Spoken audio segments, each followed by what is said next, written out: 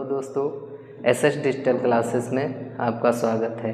जैसा कि आप लोगों को पहले से ही पता है कि इस क्लासेस की तरफ से कंपटीशन क्लासेस का आगाज़ हो चुका है, जिसमें आप लोगों को कई क्लासें पहले प्रोवाइड कराई जा चुकी हैं। अब हम आज आप लोगों को रीजनिंग की क्लास प्रोवाइड कराएंगे, जिसमें हम आपको पहला टॉपिक पढ़ाएंगे जो कि होगा इस डायरेक्शन टेस्ट।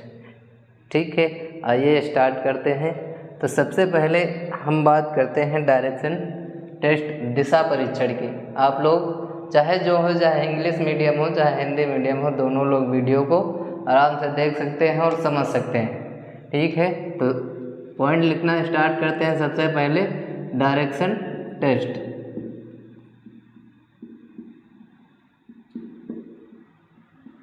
हिंदी में बोलेंगे तो दिशा परीक्षण और इंग्लिश में डायरेक्शन टेस्ट, जिसमें हम लोगों को तीन चार प्रकार के प्रश्न जो कि मेन होते हैं जो पूछे जाते हैं। इसमें हम पहला पॉइंट जो लिखेंगे वो पहला पॉइंट होता है किसी भी प्रारंभिक बिंदु से, स्टार्टिंग पॉइंट से लास्ट वाले पॉइंट के बीच की डिस्टेंस मेजर कर पूछ लिया जाता है।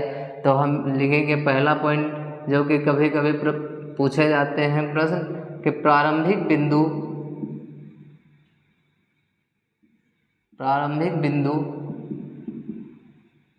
और अंतिम बिंदु के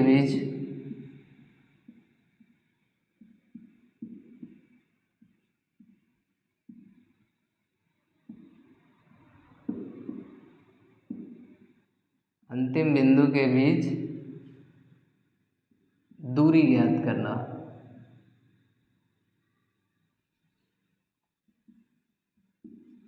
दूरी ज्ञात करना, प्रारंभिक बिंदु और अंतिम बिंदु के बीच दूरी ज्ञात करना। प्रारंभिक बिंदु और अंतिम बिंदु के बीच दूरी ज्ञात करने में आप लोगों को कभी कहीं अलग अलग पॉइंट्स में भी पूछ लेगा। मान लीजिए ये कोई ज़रूरी नहीं कि आप जहाँ से स्टार्ट करते हो वहाँ यहाँ से प्रारंभिक बिंदु हो और यहाँ अंतिम बिंदु हो, इसी के बीच की डिस्टेंस पूछी जाए, ऐसा कोई ज़रूरी नहीं। आपको घुमा भी सकता है, आपको वर्गाकार ले जा सकता है, आयताकार ले जा सकता है, त्रिभुजाकार ले जा सकता है और उसके बाद कुछ डिस्टेंस आपसे पूछ ली जाए।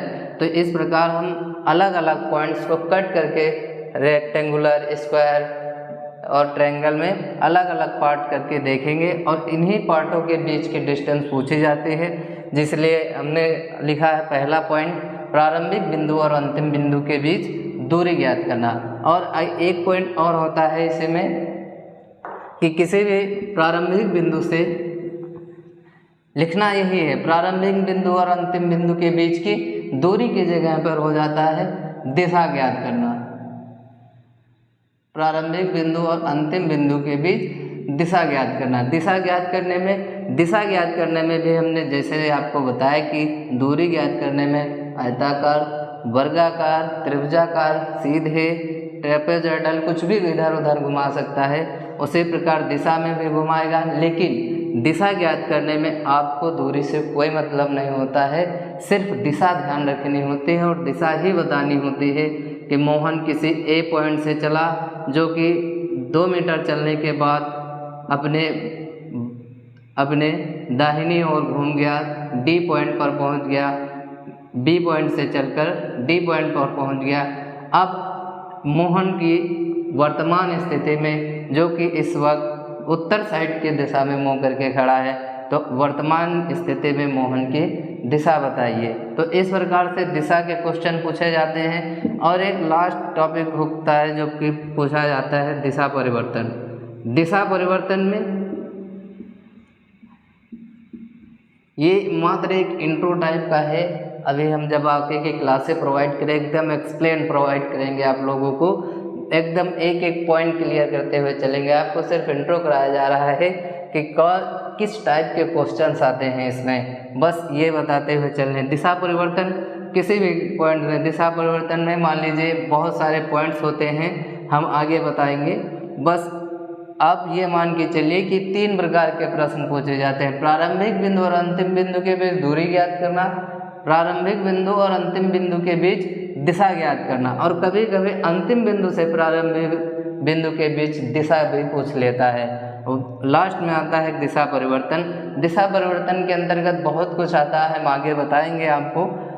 अब डायरेक्शन टेस्ट में चल रहे हैं तो इस पॉइंट पर हम कुछ थोड़ा बहुत बात कर लेते हैं। ये इसमें स्टार्टिंग पॉइंट क्या होता है कि जब भी कभी भी डायरेक्शन टेस्ट का क्वेश्चन सॉल्व करने के लिए सबसे पहले आपको डायरेक्शन ज्ञात होना आवश्यक होता है। जैसे कि हम लोग जानते हैं, लगभग सभी लोग हैं कि पूरा पश्चिम उत्तर दक्षिण, लेकिन जब भी हम किसी कॉपी या रजिस्टर पेन पेंसिल पर बोर्ड पर कभी भी जब भी लिखेंगे तो हमारी जो डायरेक्शन बनती हैं वो हमेशा ये इस टाइप की बनती हैं,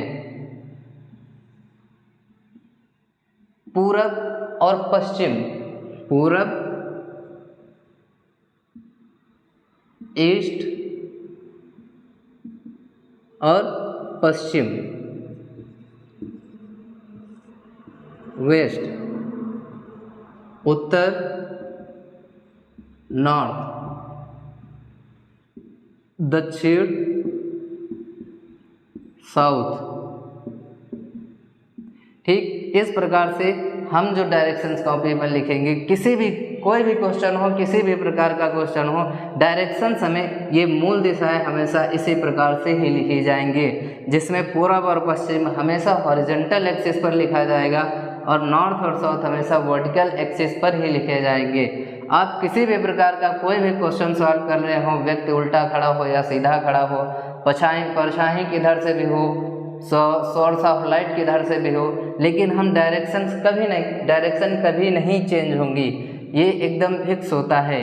ये चार मूल दिशाएं होती हैं जो आपस में एक दूसरे के बीच 90 डिग्री का कोण बनाती हैं। प्रत्येक डायरेक्शन, एक दिशा एक दूसरी दिशा आपस में 90 डिग्री के एंगल पर होगी। और एक चीज़ और बता दें, प्रत्येक दिशा एक दूसरे के 90 डिग्री पर होगी, जिसमें प्रत्येक दिशा एक दूसरे के 90 डिग्री पर होगी। बस ये चार मूल दिशाएं होती हैं। अब इन्हीं में हम आगे बात करते हैं। इन चार मूल दिशाओं में चार उप दिशाएं भी होती हैं। ये तो हो गई मूल दिशाएं।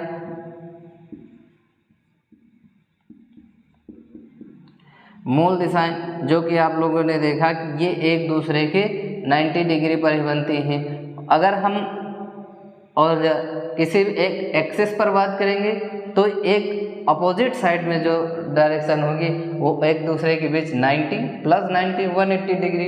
कभी भी चेंज करना हो, पूरब को डायरेक्ट उल्टा साइड में करना हो तो 180 डिग्री का एंगल बनाएगी। ये सब एंगल जो होता है वो आगे डायरेक्शन जो चेंज होते हैं उसमें हम आगे बहुत आसानी से समझेंगे। बस आप इतना याद रखें कि ये जो डायरेक्शंस होती हैं वो एक दूसरे के लंबवत होती हैं। ये हो गई चार मूल दिशाएं। जब कभी भी लिखें आप तो पूरब हमेशा हॉरिजॉन्टल एक्सिस के दाहिने ओर, पश्चिम हॉरिजॉन्टल एक्सिस में बाईं ओर, उत्तर हॉरिजॉन्टल एक्सिस में ऊपर की ओर और दक्षिण हॉरिजॉन्टल एक्सिस के नीचे की ओर। ये एकदम जावा अपनी जेब पर रट लें कि ये चेंज कभी नहीं होगा। अब ये जो हो गई चार मूल दिशाएं। अब बात करते हैं इन चार मूल दिशाओं की चार उप दिशाएं भी होती हैं। चार उप दिशाएं कैसे बनती हैं? एक लाइन इसके बीच खींच दीजिए, एक रिजल्टेंट लाइन इसके बीच में खींच दीजिए, एक इसके बीच में खींच दीजिए और एक इसके बीच में खींच दीजिए। आप देखेंगे ये लाइन हल्का सा तिरछी हो गई, लेकिन ये लगभग 45 डिग्री या एक्चुअल में तो 45 डिग्री ही होते हैं। 45 डिग्री का एंगल बनाएंगे आपस में। अब यहाँ देखिए इस डायरेक्शन और इस डायरेक्शन के बीच में ये डायरेक्शन ये क्या बन रही है? ये उप दिशा बन रही है। ठीक, तो उप दिशा किसके किसके बीच में बन रही है? उत्तर और पूरब के बीच। तो इसको हम क्या कहेंगे? उत्तर पूरब। इंग्लिश में कहेंगे तो नॉर्थ ईस्ट। सेम इसी प्रकार दक्षिण और पूरब के बीच में ये उप दिशा बन रही है। ये चारों उप दिशाएं ही हैं। हमने आपको पहले ही बता रखा है कि मूल दिशाएं कौन हैं और उप दिशाएं कौन सी हैं। तो अब ये चार मूल दिशाएं हो गई। अब चार उप दिशाएं दक्षिण और पूरब के बीच में बनने वाली दक्षिण पूरब, दक्षिण पूरब, दक्षिण पश्चिम के बीच बनने वाली दक्षिण पश्चिम, दक्षिण पश्चिम, उत्तर पश्चिम के बीच बनने वाली उत्तर पश्चिम,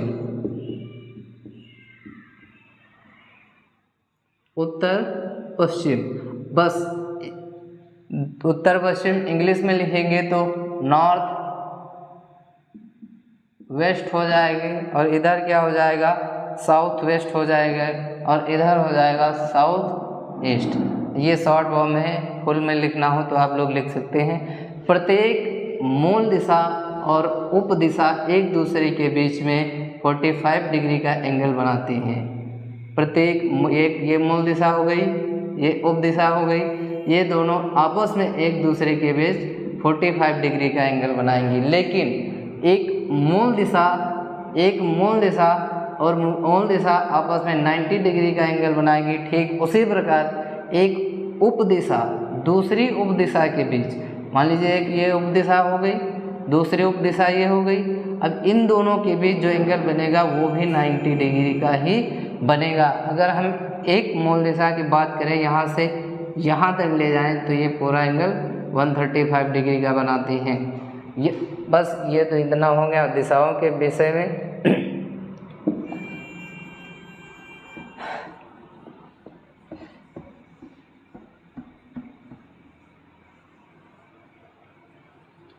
अगर आप लोगों को इतना समझ में आ गया है तो आगे की क्लासें बहुत सहज और सरल लगेंगी और बहुत मज़ा आएगा करने में, क्वेश्चनों को करने में। अब हम बात करते हैं, 4 मूल दिशाएँ हो गई, उप दिशाएँ हो गई, एंगल उनके बीच में हम लोगों को पता चल गया। अब बात करते हैं घूमने की। मेन कंडीशन जहाँ पर फंसते हैं बच्चे, घूमते हैं जब कभी भी कोई वामावर्त, जब क्लॉकवाइज कोई घूमेगा तो ऐसे साइन बनाएंगे। घड़ी की एकदम सुई की नोक, मान लीजिए ये क्या है, ये घड़ी है, ये आवर्स की टाइम, ये टाइम ऐसे रोटेट करेगी 1 2 3 4, तो ये क्या है, ये क्लॉकवाइज साइड में घूम रहे हैं। अपने दाहिनी ओर मतलब इधर से घूमना स्टार्ट किए, इधर से घूमते हुए चले जा रहे हैं, जिसे हम क्लॉकवाइज कहेंगे। हिंदी में क्या कहेंगे, दक्षिणावर्त, दक्षिणावर्त भी कहते हैं या दाईं ओर भी कहते हैं। ठीक उसी प्रकार जब उल्टा घूम रहे हो इस टाइम में, क्लॉक के उल्टा डायरेक्शन में, तब हम इसको क्या कहेंगे, एंटी क्लॉकवाइज, और इसको हिंदी में कहेंगे वामावर्त, और बाईं ओर भी कहते हैं इसको। ठीक, ये जब किसी भी घड़ी के डायरेक्शन में घूमेंगे या दाहिनी ओर घूमेंगे, दक्षिणावर्त घूमेंगे, तब हम मान लीजिए घड़ी के साइड में घूमेंगे, सुई जैसे जैसे घूमते हैं उस साइड में घूमेंगे। अगर वामावर्त कहीं पर आता है या बाईं ओर आता है तो हमें लेफ्ट हैंड के साइड में घूम जाना है, या घड़ी जैसे जैसे चलती है उसके उल्टा साइड में घूम जाना है। जैसे 1 2 3 4 5 6 ऐसे सुई की नोक चलती है। अगर कहीं पर दक्षिणावर्त आता है तो हमें इस साइड में घूमना है, दायां आता है, दाईं ओर आता है तब भी इस साइड घूमना है। ये चाहे पूरा एक गोले टाइप में हो, चाहे जहाँ हो आप, लेकिन घूमना हमेशा सुई की तरफ ही है।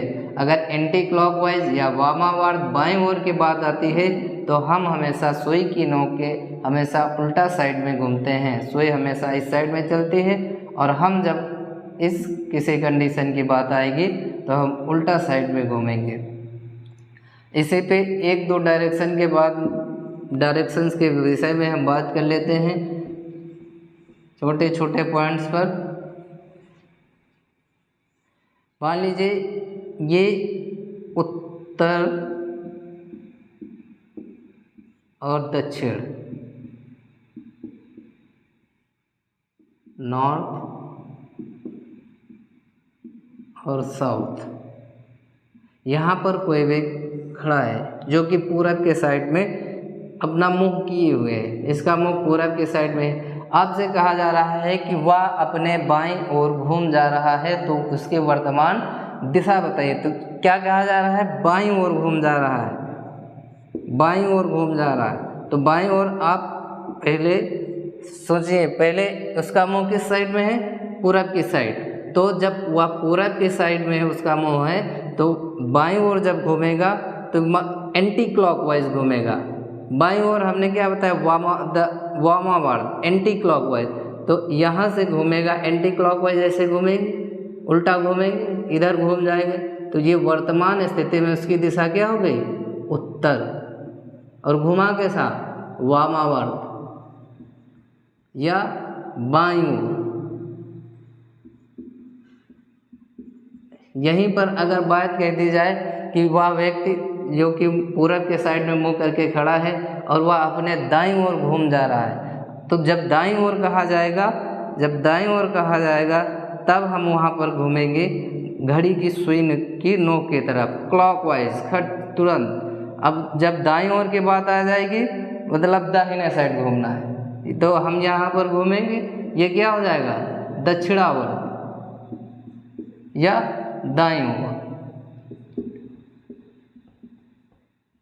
ठीक इसी प्रकार से चारों डायरेक्शन में हम बात कर सकते हैं। अगर एक समझ में आ गई है तो अन्य 3 समझने में कोई दिक्कत नहीं होगी, हम ये समझते हैं। और यहीं पर उम्मीद करते हैं इतना समझ में आप लोगों के ज़रूर आया होगा, और जैसा भी हो कमेंट में ज़रूर बताएं। धन्यवाद।